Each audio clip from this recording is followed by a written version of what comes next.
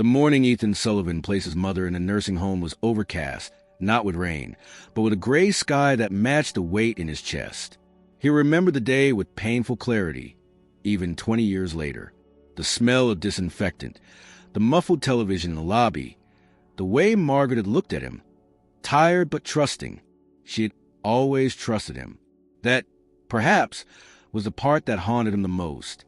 At 32, Ethan had just been promoted at a prestigious architecture firm in Boston.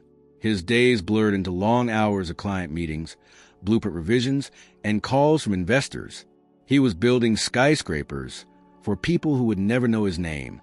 At home, his wife, Claire, was expecting their first child. Life, in every direction, was moving forward with speed and pressure, except for Margaret. His mother had begun showing signs of memory loss 3 years earlier. At first, it was misplacing her keys or forgetting appointments. Then came the repetition of questions, the confusion over time, the small but unmistakable moments that revealed something deeper unraveling inside her. When she wandered into traffic one afternoon, Ethan knew the risk was too high. He could not bear the thought of losing her that way. The nursing home they found, Oakhaven, was an hour outside the city. Clean, secure, well-reviewed. The administrators were kind, the rooms bright, the staff attentive. At least that was what he told himself. It was the best they could do, he believed. The best he could do. For the first year, Ethan visited often. Margaret would sometimes recognize him, sometimes not. On better days, she would smile at him and call him my boy. While on others, she seemed to mistake him for her late husband or a neighbor from her childhood. Each visit drained something from him. A guilt he could not name, a sadness that grew with every trip. Gradually, the visits became less frequent. Once a week turned to once a month, then once every few months. Eventually, the distance between them was measured not in miles, but in silence. Claire never pressed him to go more often. She knew Ethan's pain came in quiet forms. A clenched jaw, a pause before answering, a long stare out the window at nothing. Their children, 2 boys now grown into young men, knew little of their grandmother. She became a name mentioned only in passing. A photo on a shelf, a shadow that never quite left the room. Margaret remained at Oakhaven all those years. The staff would send updates, changes in medication, occasional hospital visits, birthdays. Ethan always responded with a polite acknowledgement, sometimes a small donation to the home's annual fundraiser, but he never returned. He told himself it was better this way, that Margaret, in her diminished state, would not know the difference, that he had already said goodbye a long time ago. Yet, no matter how many projects he completed or how many accolades he received, there was always a corner of his heart that remained dim, like a room with a light left off for too long. On anniversaries, he would find himself pausing, uncertain why. On holidays, he would feel the urge to call someone he no longer could. The silence of those moments was louder than he liked to admit. And then, on a Tuesday morning, exactly 2 decades after the day he left her at Oakhaven, someone knocked on his door. It was raining, soft, steady, the kind of rain that soaked into the bones. Ethan had just finished his second cup of coffee and was reviewing drafts for a community center in Richmond. The knock was unexpected, firm but not urgent. When he opened the door, he saw a woman standing under a pale green umbrella. She was in her late 20s, maybe early 30s, with long dark hair pulled back into a loose braid and eyes that seemed both kind and deeply tired. "Mr. Sullivan?" she asked. He hesitated. "Yes." "I'm Lily. I used to work at Oakhaven." Just the name pulled something tight in his chest. "The nursing home?" She nodded, then offered him a cardboard box, no larger than a shoebox, wrapped in a clear plastic bag to protect it from rain. "This was left for you," she said softly. "By your mother." Ethan stared at the box, but didn't take it. It felt surreal, like a fragment of the past had stepped through the door and didn't know it was no longer welcome. "She passed away 6 months ago," Lily added. "I'm sorry." He said nothing. 6 months. No one had called. No letter. No email. Just this woman, this rain, and this box. "She asked me to find you. She made me promise." Lily's voice was steady, but there was something fragile behind it. as if she had rehearsed these words too many times. I kept working there long after she was gone. I waited until I'd come myself. Ethan took the box then, hands trembling slightly. It was heavier than he expected. Inside were bundles of folded paper, bound with old ribbons. Some envelopes were yellowed with age, others still crisp. A few had stamps but were never mailed. At the very top lay a small leather-bound notebook. His mother's name was engraved on the cover in faded gold leaf. "She wrote to you," Lily said, her voice quieter now. Every day, almost, for years, they didn't let her send the letters. Said she wasn't lucid, but she was. Not always, but often enough. I read some of them when she asked me to help organize them. Ethan looked at the notebook again. His throat tightened.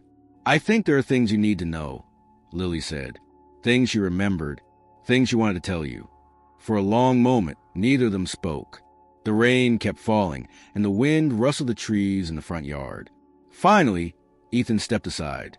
"Come in," he said. Lily nodded and crossed the threshold.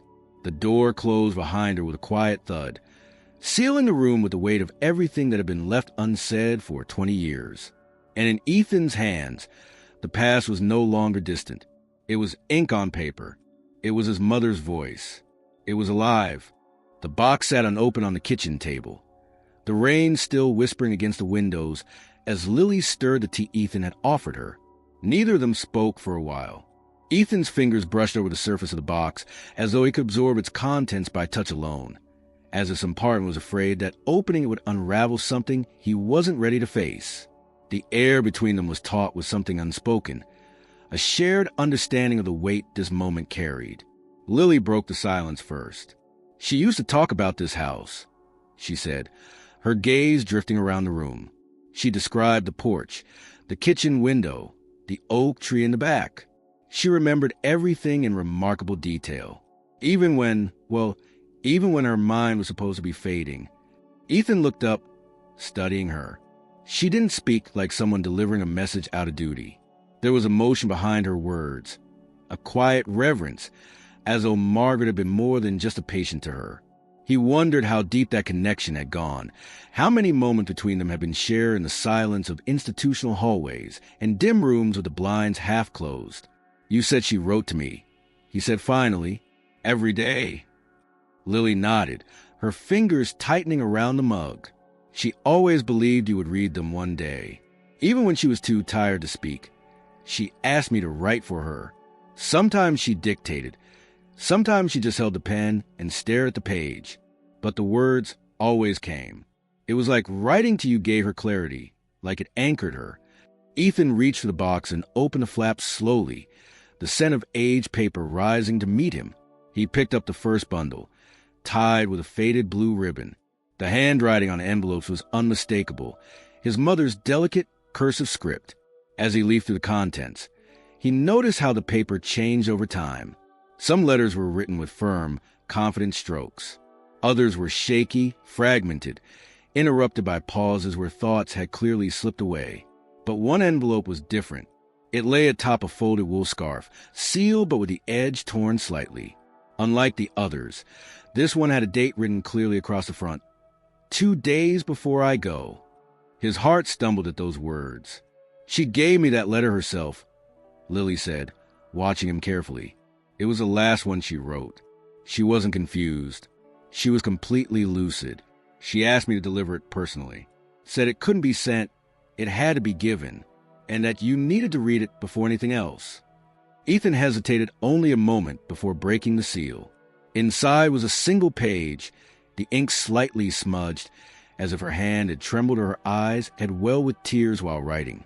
"My Ethan, if this letter has reached you, then perhaps something the world has finally bent in our favor. I don't know what you were told about me all these years, but I need you to understand I was never truly lost. Not completely. I remembered you. I remembered us. There were days when fog would lift, and I would see everything so clearly it hurt. I would relive memories of your laugh, the way you held your pencil when you were drawing as a boy, the night you graduated, and your father didn't show up. There's something I've never told you, something I should have shared long ago, But the truth became dangerous in this family. You need to know what your father did, not to judge him, but to understand why everything turned out the way it did. You were always the brightest light in my life. Ethan, I fought for you in ways you'll never fully know. And if this is the last thing I ever say to you, let it be this. You were never forgotten, even when you forgot me. With all the love I have left, Mother. Ethan read the letter twice before folding it carefully, placing it back into its envelope. His throat burned, but he forced himself to stay silent, unwilling to let emotion tip over into collapse. He glanced at Lily, who had turned her gaze to the rain-dappled window as if giving him space.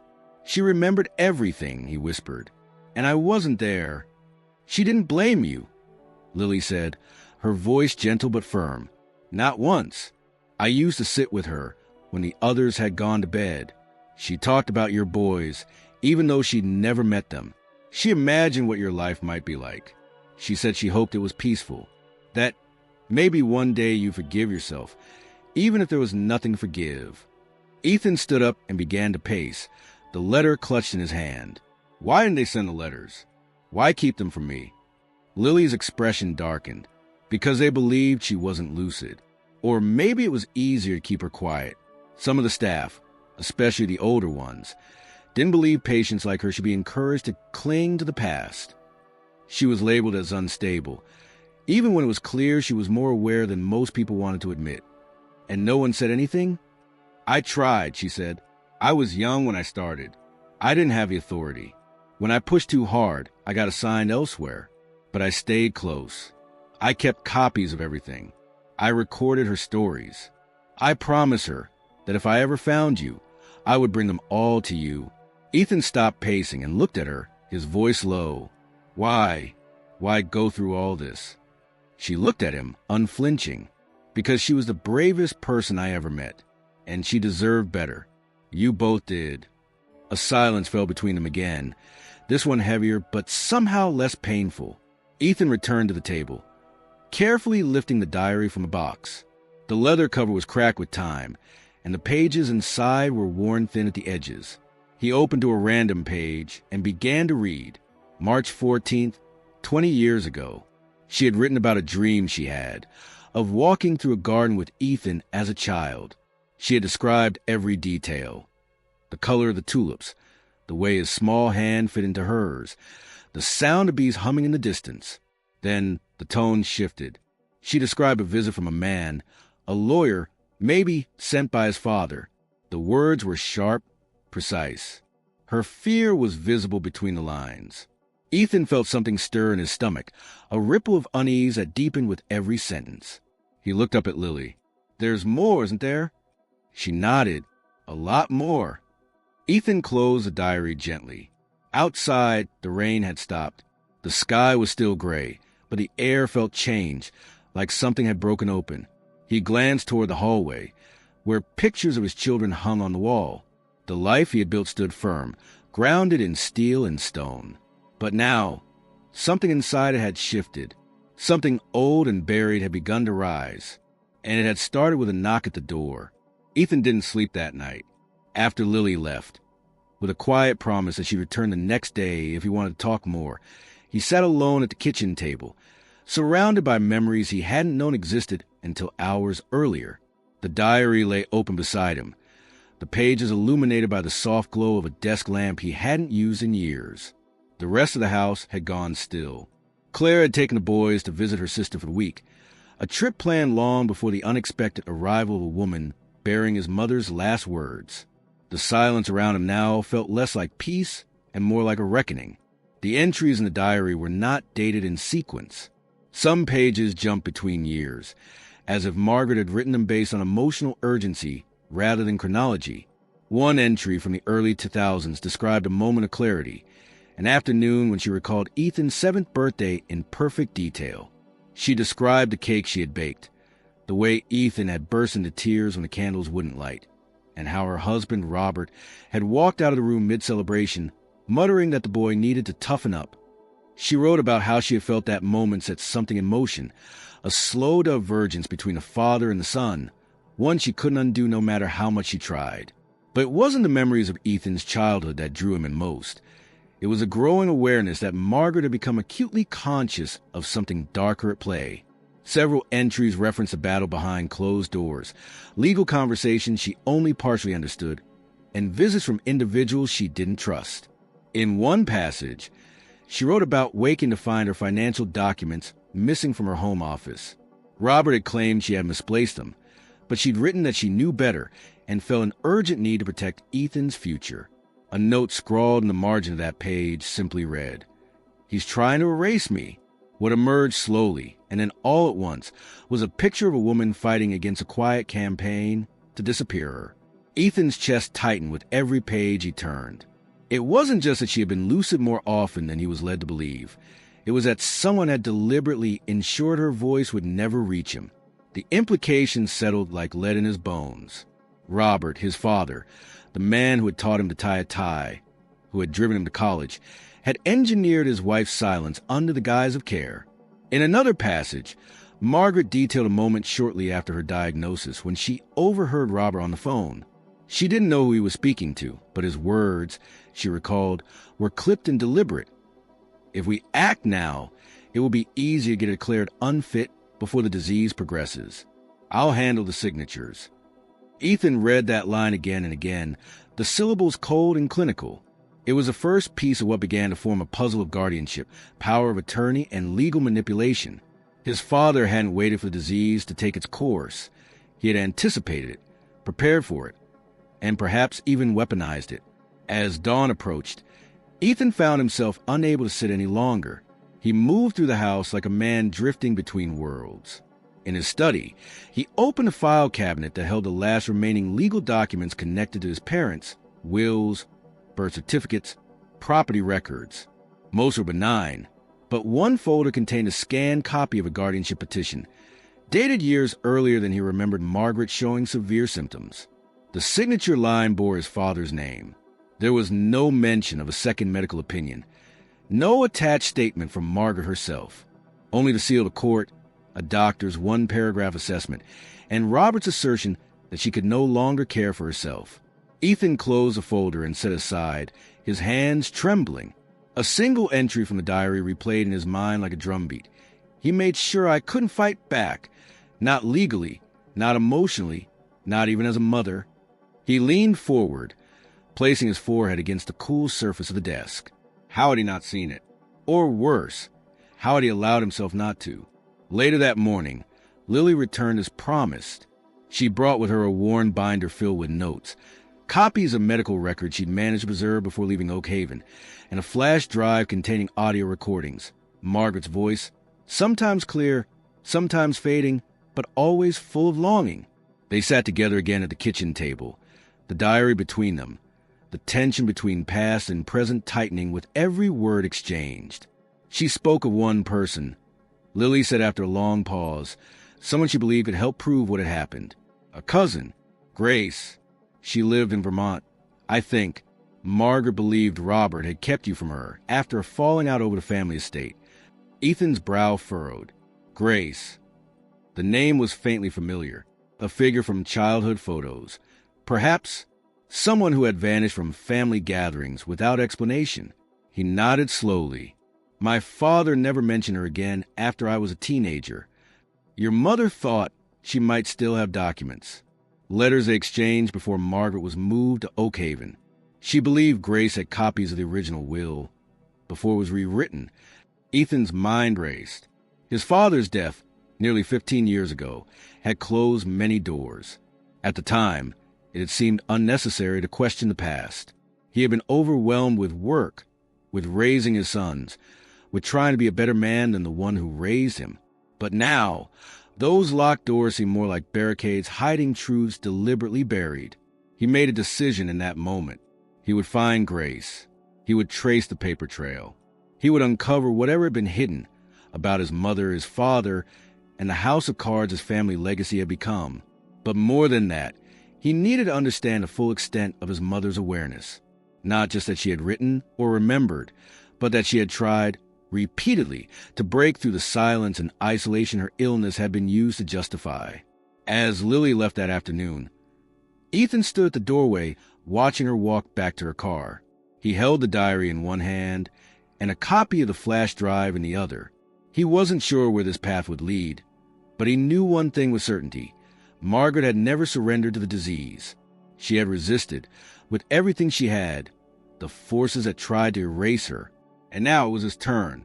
He walked back into the house, closed the door, and returned to the table. He opened the diary again, turned to the next page, and began to read. The address came from a return label Ethan found tucked between 2 pages of his mother's diary. A faded envelope addressed Margaret, postmarked from a town in southern Vermont. The handwriting was slanted and elegant, unmistakably older, and the name at the top confirmed what Lily had mentioned, Grace Langford. His mother had kept a letter, but had never mentioned it in her diary, as though even recording the correspondence might jeopardize it. Ethan stared at the envelope for a long time before typing the address into his phone. The house still existed, according to the satellite image. A white cottage with green shutters, sitting at the edge of the tree line, wrapped in the quiet that only towns like East Fairhaven could provide. 3 days later, Ethan was there, parked in front of that same cottage, the sun hidden behind thick, early autumn clouds. The air smelled of pine and wet earth. He had called ahead, unsure what to expect, but Grace's voice had been calm, almost expectant. "If you're calling about your mother," she'd said, before he could explain who he was, "then you should come. It's time." Grace Langford was in her late 70s, small and sharp-eyed, with silver hair braided down her back and a voice that carried the weight of things unsaid for decades.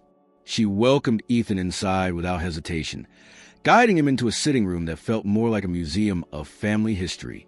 Framed black and white photographs lined the shelves, Margaret as a child, a teenage Ethan in graduation robes, even a photo Ethan didn't recognize. His father standing beside a much younger Grace at what looked like a courthouse. "She wrote to me until they stopped her mail," Grace said once they had settled. "I knew something was wrong. Your father and I had a falling out long before that. But what he did to your mother—" She shook her head, her voice tightening. "It was criminal." Ethan leaned forward, his hands clasped between his knees. "She thought you had copies of the original will, and letters, things that could prove she wasn't mentally incapacitated the way he claimed." Grace rose and disappeared into a back room. When she returned, she was carrying a worn leather briefcase, the lock rusted and the edges frayed. She placed it on the coffee table and clicked it open with practiced care. Inside were neatly stacked documents, some in plastic sleeves, others bundled together with twine. At the very top was a notarized copy of a will dated 5 years before Margaret's institutionalization.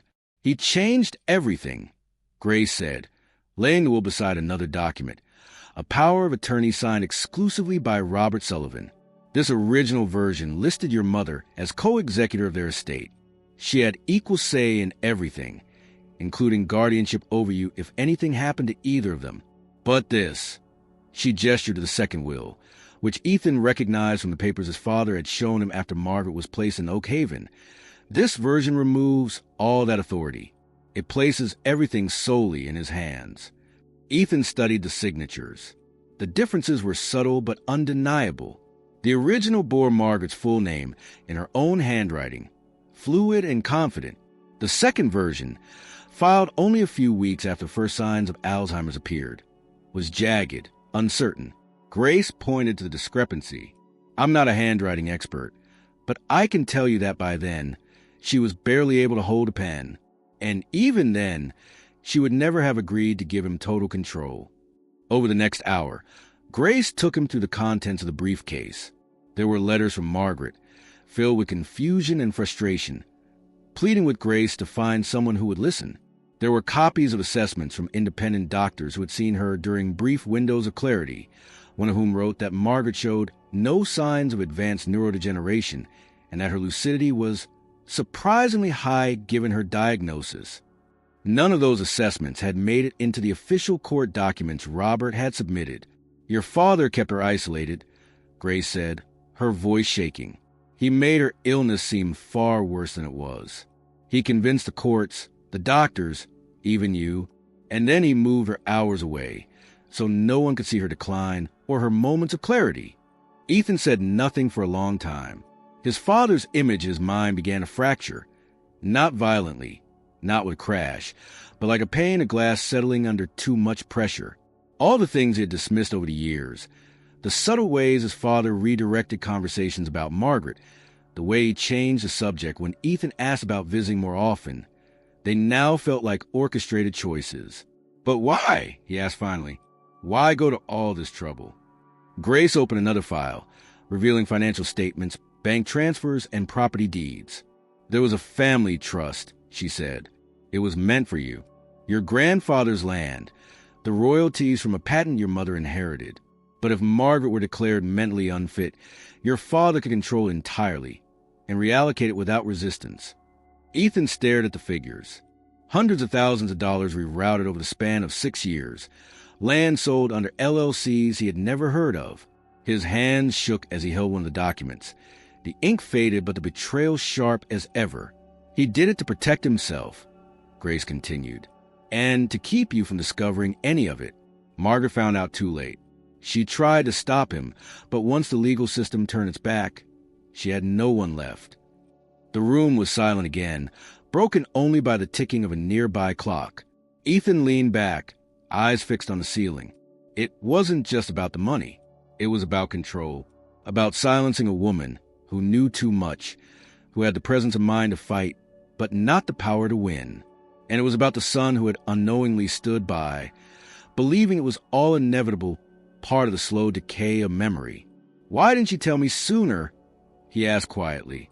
Grace's face softened. She tried. Every year. Letters. Phone calls. But your father intercepted everything. The system helped him. And by the time Lily came along, she was already fighting with half her voice. Ethan took the briefcase in his lap and closed it gently. I need to do something with this, he said. I can't let this stay buried. Grace nodded. She wanted you to have the truth, not just for justice, but so you could forgive yourself. He met her eyes. I don't know if I can. She did, Grace replied, long before you asked for it. The ride home was long and quiet. The road unwound like a ribbon through hills that turned gold with the fading light. Ethan kept the briefcase on the passenger seat, glancing at it as though it might vanish if he looked away. The truth was heavier than he had anticipated, and yet it brought a strange clarity. Back home, he placed the briefcase beside his mother's diary and Lily's binder. Together, they form a mosaic of memory, deception, resistance, and grief. And at the heart of it all was a woman who had refused to be erased. There was still one more envelope he hadn't opened, a handwritten will, tucked behind the final pages of the diary, marked for Ethan. When he's ready. He hadn't been. Not yet, but now. As the house settled into silence once again, he reached for it. The envelope was unsealed but intact, age at the corners, and inscribed with steady, determined handwriting. Ethan turned it over in his hand several times before carefully unfolding the single sheet inside. The paper was lined and slightly yellowed, the ink dark and unbroken. Unlike many of Margaret's later letters, there was no hesitation in this one. Every line felt deliberate, final. Not a goodbye, but a declaration. Ethan, my son, if you're reading this, then I believe in miracles more than ever. Not the kind that change the past, but the kind that make the truth known in the end. I hope you found Grace. I hope you listened to Lily. And I hope by now, you know I never stopped loving you. This house, this piece of land in the Virginia hills, was always meant for you. I bought it the year before they placed me under guardianship. I used the small inheritance from my mother, hidden from the accounts your father monitored. I had the deed registered under my maiden name. It was the only thing I owned that remained untouched. I dreamed that one day, if I could ever be free again, we'd sit on the porch together and you'd let me tell you everything. You may never forgive yourself, but I already have. Your love lived in me even when your presence didn't, and your absence never made me feel unloved, only missed.